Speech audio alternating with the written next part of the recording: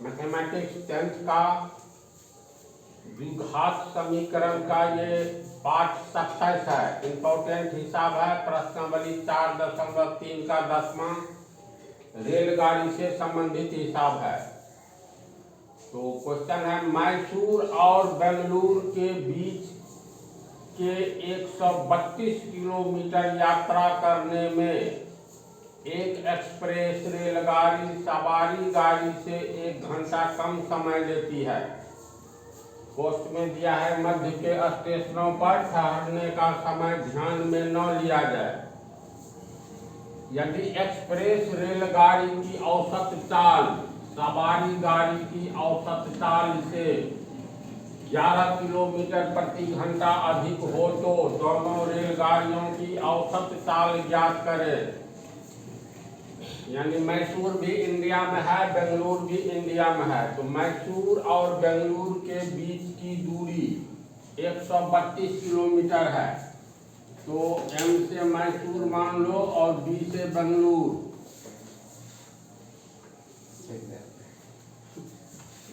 दोनों के बीच की दूरी 132 किलोमीटर है।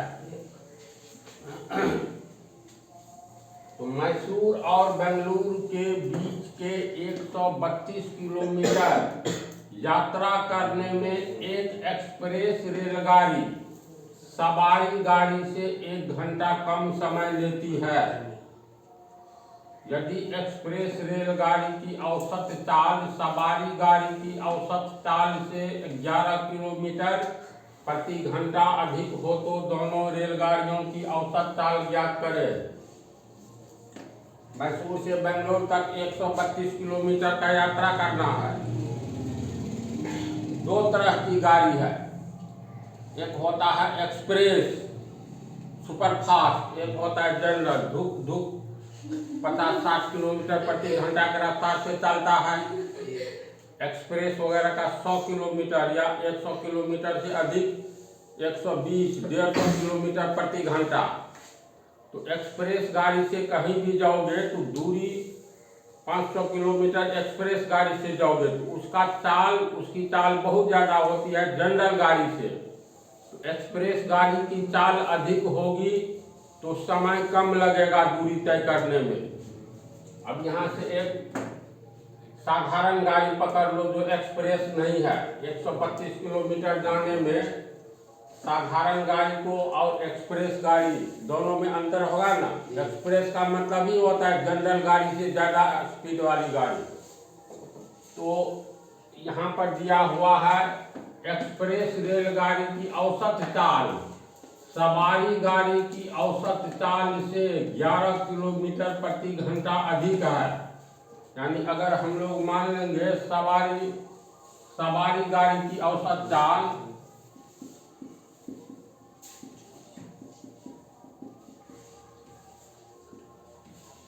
सवारी गाड़ी की औसत चाल बराबर x किलोमीटर प्रति घंटा, समझा? अब प्रश्न से है एक्सप्रेस की चाल कितना है, तो सवारी गाड़ी से 11 किलोमीटर प्रति घंटा अधिक है।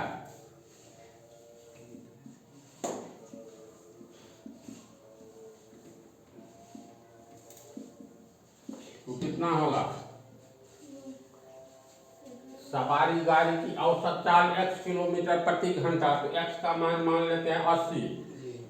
तो सवारी गाड़ी की औसत चाल अगर 80 किलोमीटर प्रति घंटा है तो प्रश्न में एक्सप्रेस का 11 किलोमीटर प्रति घंटा अधिक है। तो 80 जोड़ 11 91 किलोमीटर। अगर सवारी गाड़ी की चाल है 50 किलोमीटर प्रति घंटा तो एक्सप्रेस का 11 किलोमीटर प्रति घंटा अधिक है। तो 50 जोड़ 11 होगा। सवारी गाड़ी की चाल औसत चाल x किलोमीटर प्रति घंटा, तो एक्सप्रेस का कितना होगा x प्लस 11 किलोमीटर प्रति घंटा। तो एक्सप्रेस का चाल हो गया x प्लस 11 किलोमीटर प्रति घंटा। अब देखो सवारी गाड़ी जो है इसकी चाल है x किलोमीटर प्रति घंटा। यानी सवारी गाड़ी को x किलोमीटर जाने में 1 घंटा लगेगा, तो एक ही नियम से 132 किलोमीटर जाने में कितना समय लगेगा निकाला जा सकता है। तो चूंकि सवारी गाड़ी x किलोमीटर जाती है 1 घंटे में,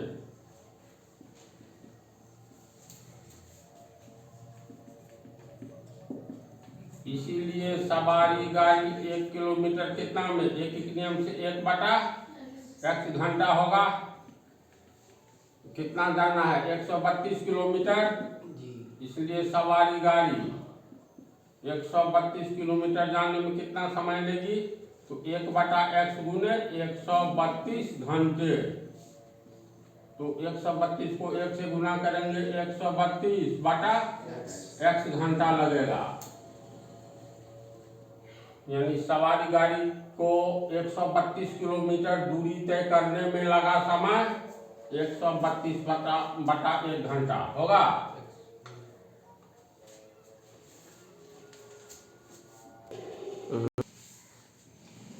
अब सवारी गाड़ी को 132 किलोमीटर जाने में लगा समय 132/x घंटा हुआ। अब कह रहा एक्सप्रेस की चाल x+11 घंटा x+11 किलोमीटर प्रति घंटा है।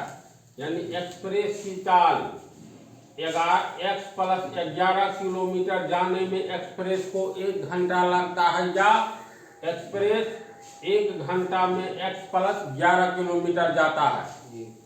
तो x+11 किलोमीटर जाने में एक्सप्रेस को 1 घंटा लगता है, तो एक ही नियम से 132 किलोमीटर हम लोग निकाल सकते हैं। तो चूंकि एक्सप्रेस को x+11 किलोमीटर जाने में 1 घंटा लगता है, इसीलिए एक्सप्रेस को 1 किलोमीटर जाने में कितना लगेगा 1/x+11 घंटा। अब कितना दूरी तय करना है 132 किलोमीटर, इसीलिए एक्सप्रेस को 132 किलोमीटर जाने में 1/x+11 गुने 132 घंटा होगा। ये हो गया, 1 को 132 से गुना करेंगे 132/x+11 घंटा, इतना लगेगा।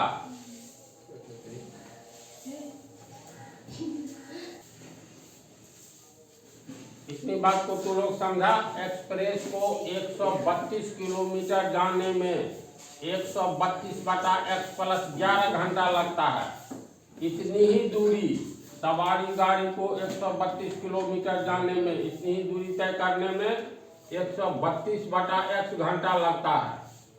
प्रश्न में दिया हुआ है 132 किलोमीटर यात्रा करने में एक एक्सप्रेस रेलगाड़ी सवारी गाड़ी से 1 घंटा कम समय लेती है, तो दूरी तो मात्र 132 किलोमीटर ही है, तो एक्सप्रेस 1 घंटा कम समय लेता है। अब यहाँ टर्निंग पॉइंट जो हिसाब का होता है, समीकरण क्रिएट करेंगे, पैदा करेंगे कैसे। तो एक्सप्रेस गाड़ी 132 किलोमीटर तय करने में 132/x+11 घंटा लिया। सवारी गाड़ी को वही 132 किलोमीटर जाने में 132/x घंटा लगा।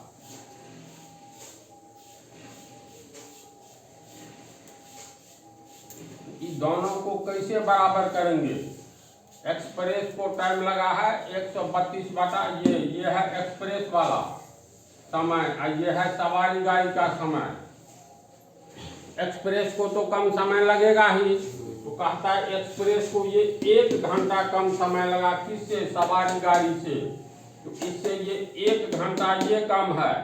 अगर ये मान लो 20 घंटा है, तो इससे 1 घंटा ये कम है 19 घंटा। 20 घंटा और 19 घंटा, या 20 और 19 को कैसे हम लोग बराबर करेंगे। 19 है, ये 20 है, या तो 20 में से 1 घटा दो, 19 बराबर 20 - 1 होगा। दूसरा तरीका है 19 और 20 को बराबर करेंगे, एक कम है ये, तो एक जोड़ दो, 19 जोड़ 1 बराबर 20 होगा। तो ये 1 घंटा कम है एक्सप्रेस का टाइम, अधिक चाल होने के कारण 1 घंटा पहले पहुंचता है। ये 1 घंटा सवारी गाड़ी से 1 घंटा पहले, तो ये समय और इस समय में कितना का अंतर है, 1 घंटा का। ये 1 घंटा कम है, इसमें 1 घंटा जोड़ दो या इसमें 1 घंटा घटा दो, होगा ना। तो एक्सप्रेस का टाइम 1 घंटा कम है, तो मान लो इसी में घंटा तो कॉमन में कट जाएगा। इसमें अगर हम लोग 1 जोड़ दे 1 घंटा, तो ये 132/x घंटे के बराबर हो जाएगा जी। या इसमें से 1 घटाएंगे तो +1 को इधर ले जाएंगे तो -1 होगा, बात है बराबर। तो कैसे समीकरण बनेगा समझ गया।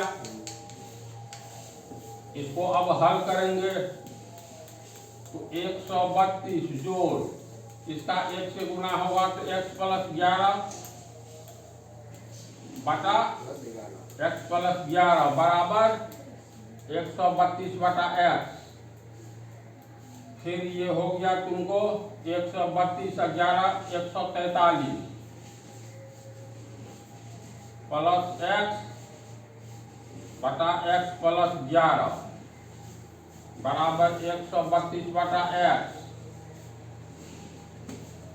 अब ये बन गया इक्वेशन। इसको हल करेंगे तो तिरछा गुणा करेंगे, 143 को x से गुणा करेंगे 143x plus plus plus x को x से गुणा करेंगे x², x + 11 को 132 से गुणा करेंगे तो 132x, फिर प्लस प्लस प्लस 132 को 11 से गुणा करेंगे तो कितना होगा, 1320 में 132 जोड़ेंगे 1452 हो गया। तो ये हो गया 1452। अब ये हो गया तुमको x² प्लस 145x, ये प्लस वाला इधर आएगा तो -132x, इसको भी पीछे ही लाएंगे तो -1452 बराबर क्या, आगे कुछ नहीं बचा 0। ये हो गया x²। ये दोनों को हल करेंगे 143 में से 25 घटाएंगे 11 होगा, 11x -1452 बराबर 0। तो इसको हम लोग द्विघात विधि से भी हल कर सकते हैं। द्विघात समीकरण पढ़ रहे हो, गुणनखंड विधि में टाइम लग सकता है, पूर्ण वर्ग विधि में टाइम नहीं लगता है। गुणनखंड विधि में जब नहीं दिमाग काम करे 1452 माइनस प्लस माइनस 1452 x² होगा और प्लस 11x को तोड़ने में टाइम लग सकता है। तो तुरंत तू द्विघाती सूत्र क्वाड्रेटिक इक्वेशन में जो चैप्टर पढ़ रहे हो तो यहाँ पर इसको अपना लो। a बराबर 1, b बराबर 11, c बराबर -1452 होगा। तो पहले d का मान निकालेंगे, b² -4ac, b का मान हो गया 11 -4, a का मान 1, c का मान -1452। ये हो गया 121 माइनस गुने माइनस माइनस माइनस प्लस 1452 को 4 से गुना करेंगे, 2 चौका 8, 5 चौका 20, बच गया 2 और 14 चौका 56, 2 58। अब 1 8 9 2 1 8 9 5 59 29 हुआ। ये हुआ तुमको डी का मान, डी बराबर 59 29।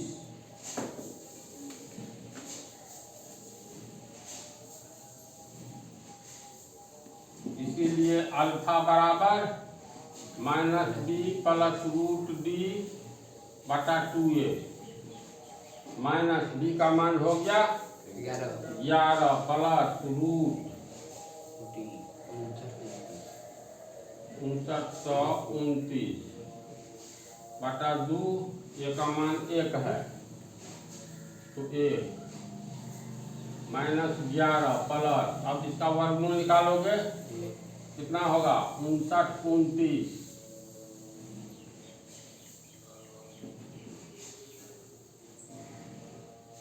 7 से लगेगा 73 होना चाहिए था।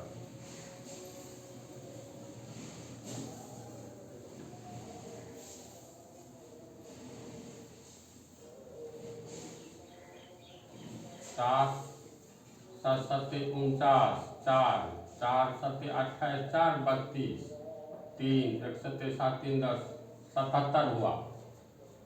ये 77 बटा 2 कितना होगा 66 होगा ना। 66 बटा 2 बराबर 33, यानी अल्फा का मान आया 33। 33 का मतलब x का एक मान आया 33 है ना। अल्फा का मान 33 आया, यानी x का 2 मान आएगा, एक अल्फा और बीटा। अगर यहाँ हम लोग बीटा में ले तो सिर्फ माइनस आ जाएगा, माइनस आएगा ना, ये हो जाएगा तुमको 77। तो 77 11 88, यानी माइनस 88 बटा 2 यानी माइनस 44 आएगा। तो माइनस 44 का अर्थ हुआ माइनस में कभी चाल नहीं आएगा, नहीं आएगा। इसीलिए अल्फा का x का मान यानी एक मान जो 33 आएगा वह मान सत्य है। तो इस तरह x का मान आया तुमको 33। तो सवारी गाड़ी की औसत चाल हो गई कितना 33 किलोमीटर प्रति घंटा। एक्सप्रेस की चाल x का मान 33, तो 33 11 44, ये हो गया 44 किलोमीटर प्रति घंटा। आंसर तो निकल गया। दोनों रेलगाड़ियों की औसत चाल देखो, सवारी गाड़ी का 33 किलोमीटर प्रति घंटा है, एक्सप्रेस का 11 किलोमीटर अधिक है। तो आंसर सही है कि गलत, क्वेश्चन के अनुसार सेटिंग मिलाएंगे। अब आंसर सही है कि गलत कैसे मिलाएंगे। 132 किलोमीटर सवारी गाड़ी को तय करना है, 132 किलोमीटर एक्सप्रेस को। तो सवारी गाड़ी 33 किलोमीटर 1 घंटा में जाती है, यानी ये सवारी गाड़ी 33 किलोमीटर जाने में इसको 1 घंटा लगता है। इसीलिए 1 किलोमीटर 1/33 घंटा, इसीलिए 132 किलोमीटर। तो 1/33 गुने 132 घंटा, तो 33 चौका 132 होता है। 33 दूनी 66 दूनी 132, यानी ये 4 घंटा लगा। यानी सवारी गाड़ी को 33 किलोमीटर प्रति घंटा के रफ्तार से कितना समय लगा, तो 4 घंटा लगेगा। एक्सप्रेस को देखो 44 किलोमीटर प्रति घंटा है, तो 44 को 3 से गुना करेंगे तो 132 होगा। 44 किलोमीटर 1 घंटा में, इसीलिए 1 किलोमीटर 1/44, इसीलिए 132 किलोमीटर। तो 132 बटा 44 काटो तो इसको 4 तिया 12, 4 तिया 12 13, तो 3 घंटा लगा। एक्सप्रेस को 3 घंटा, सवारी गाड़ी को 4 घंटा। देखो एक्सप्रेस 1 घंटा कम टाइम लेगा, 4 घंटा के बदला 3 घंटा, तो 1 घंटा कम टाइम लेगा। इसलिए यही निकाल रहा है सवारी गाड़ी से 1 घंटा कम समय लेती है एक्सप्रेस। तो ये तुक में तुक मिल गया, इसका मतलब सही है, आंसर सही है। तो ये हिसाब भाई तुम लोग को फिर जो देंगे ना, तो ये बनाया हुआ है भाषा में प्रश्न नंबर है कैसे बनाएंगे। तो ये चैप्टर अब 3-4 पार्ट है, समाप्त होने ही वाला है। 27 31 32 में लास्ट हो जाना चाहिए, पार्ट 32। ये पार्ट 32 में ये चैप्टर समाप्त है। 5 पार्ट और है, फिर मिल जाएगा। इसको समझ गया। भाषा में लिखने के लिए क्वाड्रेटिक इक्वेशन का फिर तुम लोग को चैप्टर समाप्ति के बाद मिल जाएगा।